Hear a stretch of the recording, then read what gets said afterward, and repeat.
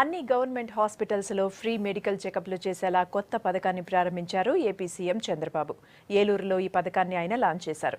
మొత్తం 900 కోట్లు ఖర్చు పెట్టి ప్రజలకి సర్వీస్ చేస్తామంటోంది అక్కడి సర్కార్.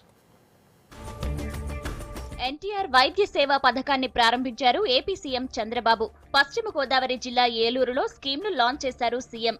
ఈ కార్యక్రమంలో పలువురు నేతలు, అధికారులు పాల్గొన్నారు.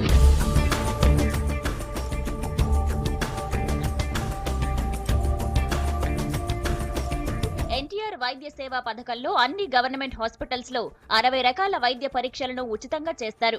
ఈ స్కీమ్ పై స్టడీ చేసి సూచనలు ఇచ్చేందుకు ఓ కమిటీని ఏర్పాటు చేసింది ఆంధ్రప్రదేశ్ సర్కార్. కమిటీ రిపోర్టుతో మార్పులు చేర్పులు చేసే ఛాన్స్ ఉంది. నిరుపేదలకు మంచి వైద్యం అందించే లక్ష్యంలో భాగంగా ఆరోగ్య పరీక్షల పథకం ప్రారంభించామంటోంది అక్కడి గవర్నమెంట్.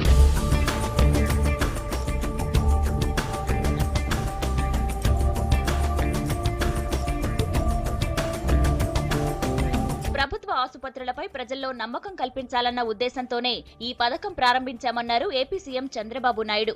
వైద్య శాఖను ప్రక్షాళన చేస్తామని అన్నారు. పిల్లలు, బాలింతల కోసం హెల్ప్ లైన్ 102ను ఏర్పాటు చేశామన్నారు. ఈ పథకం కోసం మొత్తం 900 కోట్లు ఖర్చు పెడుతున్నట్లు తెలిపారు.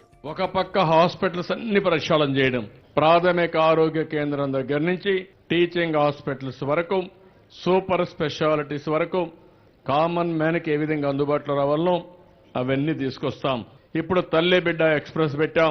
ఎవరైతే బాలింతలు ఉన్నారో, గర్భిణీ స్త్రీలు ఉన్నారో వారు హాస్పిటల్కి రావాలంటే, వాళ్ళని తిరిగి పోవాలంటే ఈ యొక్క డెలివరీ అవుతానే తల్లి బిడ్డ ఎక్స్ప్రెస్ లో ఇంటికి క్షేమంగా చేర్చే పరిస్థితి తీసుకొస్తున్నాం. దీనికి 270 వెహికల్స్ పెట్టాం.